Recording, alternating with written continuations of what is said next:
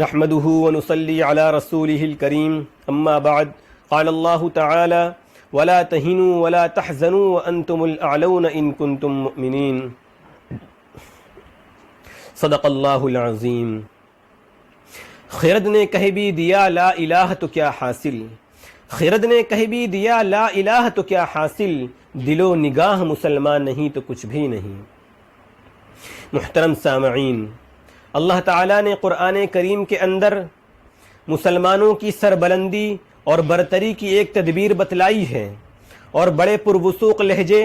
بھرپور اعتماد کے ساتھ ببانگے دہل اور ڈنکے کی چوٹ پر اعلان کیا ہے کہ اے مسلمانوں، تم ہی کامیاب ہو، تم ہی اس دنیا کے مالک ہو، دنیا کی تمام چیزیں تمہارے لیے ہیں، عزت و شرافت کے تم ہی ٹھیکیدار ہو، کائنات تمہارے آگے جھک سکتی ہے، چرند پرند درند تمہاری اطاعت کر سکتے ہیں، تمہاری غلامی کر سکتے ہیں، لیکن اس کے لیے ایک شرط لگائی ہے، وَأَنْتُمُ الْأَعْلَوْنَ إِن كُنتُم مُؤْمِنِينَ، فرمایا تم ہی سر بلند ہو بشرطے کہ تم مومن کامل ہو،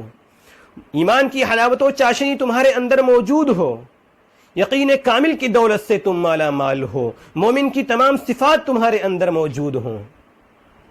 فرزندان اسلام، اللہ تعالیٰ نے اس مختصر سے جملے اور اس چھوٹی سی آیت میں حقیقت کا انکشاف کیا ہے، آنکھیں کھول دی ہیں، صاف طریقے سے فرما دیا ہے کہ اے مسلمانوں، تمہیں گھبرانے کی ضرورت نہیں ہے، کوئی خوف محسوس نہ کرو، دنیا کی کوئی چیز تمہارا کچھ نہیں بگاڑ سکتی، شیر تم سے ڈر سکتے ہیں، چیتے تم سے کپا سکتے ہیں، لیکن اس کے لیے ایک شرط لگائی ہے کہ اگر ایمان و ایقان کی باد بہاری نے تمہارے قلوب میں گلشن پیدا کر دیا ہو، ایمانی صفات اور دینی خصوصیات کے تم حامل ہو۔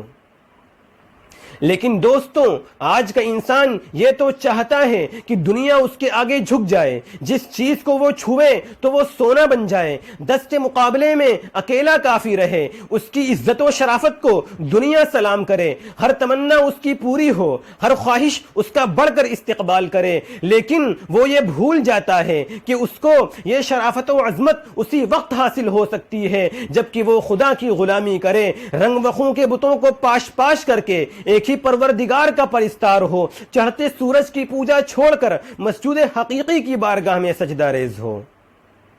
اس کو یہ مقام تبھی حاصل ہو سکتا ہے جب اس کی ہر چیز اللہ کی ہو جائے۔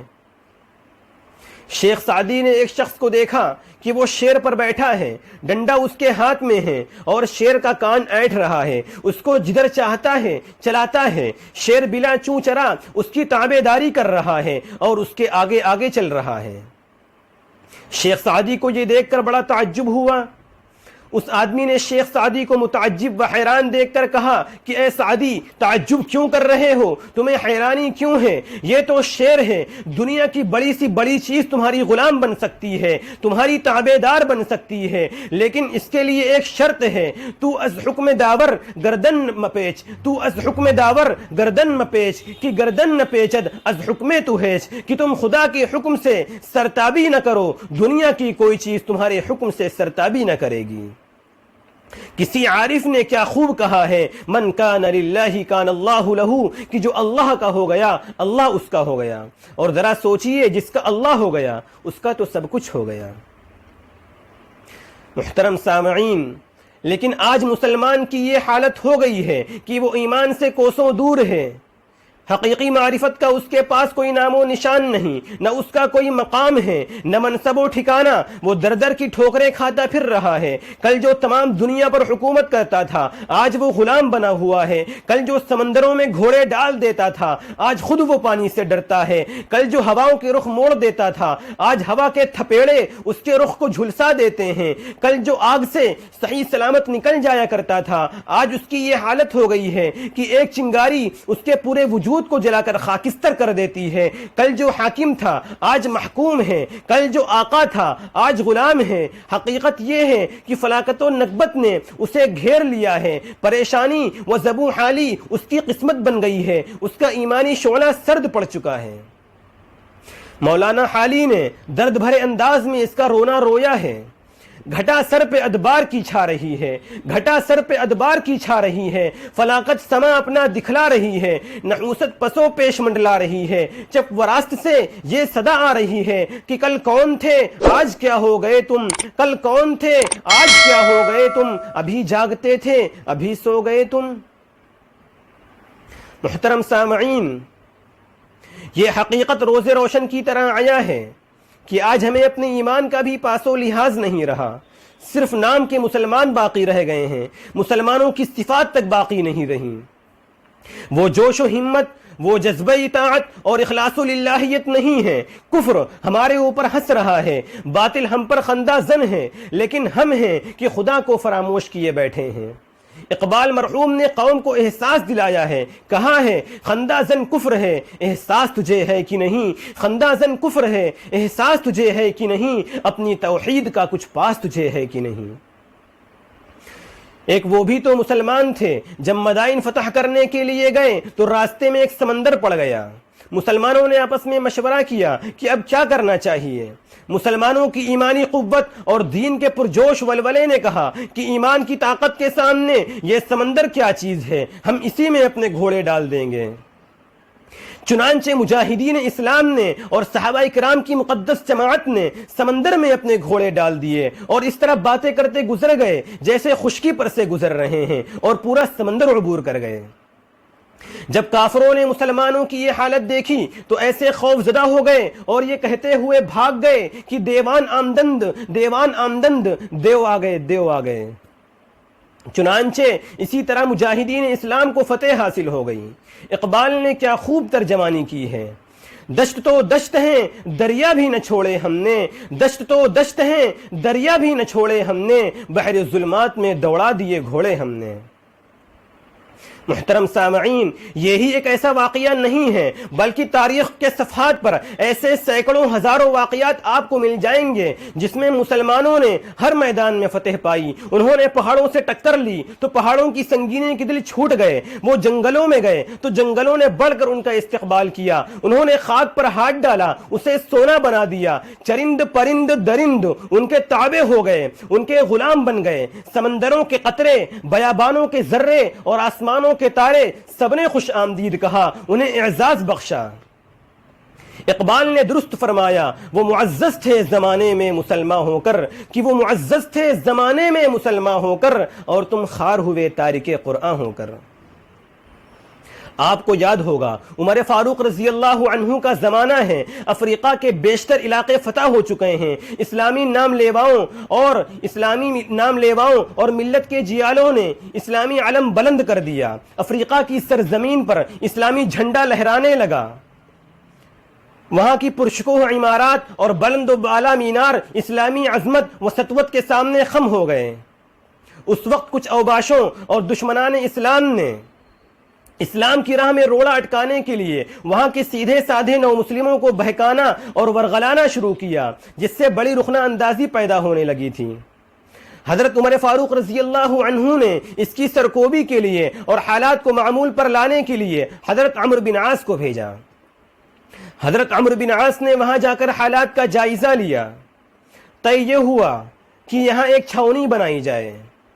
مسلمانوں نے آپس میں مشورہ کیا، کسی نے کہا کہ چھاؤنی بیچ چوراہے پر بنائی جائے، کسی نے کہا کہ شہر کے کسی کونے پر چھاؤنی بنائی جائے، تو کسی نے کہا کہ یہ محل سراں اس کے لیے موزوں جگہ ہے۔ لیکن اسلامی لشکر کے سردار نے کہا کہ چوکی افریقہ کے جنگل میں بنائی جائے گی۔ افریقہ کے لوگوں نے کہا کہ یہ لوگ بالکل بے وقوف معلوم ہوتے ہیں، افریقہ کا جنگل تو وہ ہے جہاں دن ہی میں آدمی جاتے ہوئے ڈرتے ہیں، اور اگر کوئی پہنچ بھی جاتا ہے تو واپس نہیں آتا۔ افریقہ کا جنگل تو وہ ہے جہاں بڑے بڑے شیر دہاڑتے ہوئے شیر، ڈکارتے ہوئے بھیڑیے اور قسم قسم کے موذی جانور رہتے ہیں، بھلا وہاں چوکی کس طرح بنائی جائے گی؟ لوگوں نے منع کیا، لیکن یہ فیصلہ اٹل تھا کہ نہیں، چوکی افریقہ کے جنگل ہی میں بنے گی۔ چنانچہ مسلمان اپنی جماعت کو لے کر افریقہ کے جنگل کی طرف روانہ ہو گئے۔ افریقہ کے کچھ گنڈے اور اوباش قسم کے لوگ بھی ساتھ ہو گئے، یہ دیکھنے کے لیے کہ دیکھیں آج ان بدھوؤں کے ساتھ کیا معاملہ ہوتا ہے، تماشائی کی حیثیت سے ساتھ چلیں۔ جنگل کے کنارے پہنچ کر امیر لشکر جنگل میں داخل ہو گئے، پوری جماعت کنارے کھڑی رہی۔ ان امیر لشکر نے، ان صحابی رسول نے، ان مومن کامل نے ایک آواز لگائی کہ اے جنگل کے رہنے والے چرندوں، پرندوں، درندوں اور موذی جانوروں، آج مہمانان رسول صلی اللہ علیہ وسلم کو، غلامان اسلام کو اس جنگل کی ضرورت ہے۔ میں اس ایمان کے ناطے تمہیں حکم دیتا ہوں کہ اس جنگل کو فوراً خالی کر دو، اگر تم نے نہ مانا تو پھر ہم جس کو پائیں گے قتل کر ڈالیں گے۔ محترم سامعین، اندازہ لگائیے، ذرا سوچئے کہ آواز تھی، نہ معلوم کوئی گولی چلی تھی یا کوئی بم پھٹا تھا یا اس آواز میں کوئی جادو تھا۔ مؤرخین نے لکھا ہے، تاریخ کے صفحات اس بات کی شہادت دیتے ہیں کہ شیر، چیتے، بھیڑیے اپنے اپنے بچوں کو منہ میں دبائے ہوئے اس طرح جا رہے تھے جیسے کوئی مفتوح قوم فاتح کے سامنے سے گزرا کرتی ہے، یا جس طرح غلام اپنے آقاؤں کی فرما برداری کرتے ہیں۔ آن کی آن میں پورا جنگل خالی ہو گیا۔ یہ قوت ایمانی تھی، یہ ایمانی صفات تھیں جس کے ذریعے وہ ہر چیز پر حکومت کرتے تھے۔ برگ و بر، بحر و شجر، ارض و سما، کائنات کی ہر چیز ان کے تابع تھی۔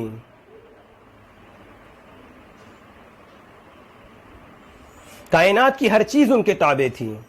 محترم سامعین، آج بھی اگر وہ ایمان پیدا ہو جائے، یقین کی وہ کیفیت ہمارے دلوں میں آ جائے، صرف ظاہر کے مسلمان نہیں، باطن اور اندرون قلب کو مسلمان بنا لیں، تو کوئی وجہ نہیں کہ ہمیں عزت حاصل نہ ہو، ہمیں دونوں جہاں میں کوئی ٹھکانہ نہ ملے، اطمینان و سکون ہمیں میسر نہ ہو، باطل اور طاغوتی طاقتیں ہم سے نہ ڈرنے لگیں۔ لیکن قرآن کریم کی اس آیت کے مطابق ہم اپنی زندگی تو ڈھالیں، اس آیت کے مطابق ہم اپنا ایمان تو بنائیں کہ وَأَنْتُمُ الْأَعْلَوْنَ إِن كُنْتُم مُؤْمِنِينَ، فرمایا تم ہی سر بلند ہو بشرطے کہ تم مومن کامل ہو۔ دعا ہے کہ اللہ رب العزت ہم سب لوگوں کو ایمان کی دولت سے مالا مال فرمائے اور ایمان کامل کی دولت سے مالا مال فرمائے اور ہم مومن کامل بن جائیں۔ محترم سامعین، پچھلے بیان کے کمنٹ باکس میں محمد جاوید صاحب نے ایک سوال پوچھا تھا کہ کچھ لوگ کہتے ہیں آج کل نبی بشر ہیں، کچھ کہتے ہیں نبی نور ہیں، صحیح بات کیا ہے وضاحت کر دیجئے۔ تو ایک بات یاد رکھیے، اللہ رب العزت نے دنیا کے اندر جتنے بھی نبی اور جتنے بھی رسول بھیجے ہیں وہ سب مرد تھے، بشر تھے، اور یہ نص قطعی ہے، اور ضابطہ ہے کہ نص قطعی کا منکر کافر ہوتا ہے۔ اللہ رب العزت نے قرآن پاک کے اندر ارشاد فرمایا، وما ارسلنا من قبلک الا رجالا، کہ ہم نے آپ سے پہلے جتنے بھی نبی اور جتنے بھی رسول بھیجے ہیں وہ سب مرد تھے، بشر تھے۔ اسی طرح دوسری جگہ اللہ رب العزت نے ارشاد فرمایا، قل انما انا بشر مثلکم، کہ اے نبی آپ فرما دیجئے اپنی قوم سے میں بھی تمہاری طرح ایک انسان ہوں، یعنی جس طرح تمہیں دنیاوی ضرورتیں لاحق ہوتی ہیں، یعنی بیوی بچے ہوتے ہیں، بازاروں میں جاتے ہو، اسی طرح سے تمہارے والدین ہوتے ہیں، اسی طرح سب کچھ ہمارے ساتھ بھی معاملہ ہے۔ ایسا نہیں ہے کہ ہمارے ساتھ یہ معاملات نہ ہوں۔ تبھی تو کفار مکہ اعتراض کرتے تھے، جس کا قرآن پاک نقشہ کھینچتا ہے۔ قرآن کہتا ہے یأکلون الطعام ویمشون فی الاسواق، کفار مکہ کہتے تھے ایک ایسا نبی ہے جو بازاروں میں جاتا ہے، کھاتا ہے، پیتا ہے،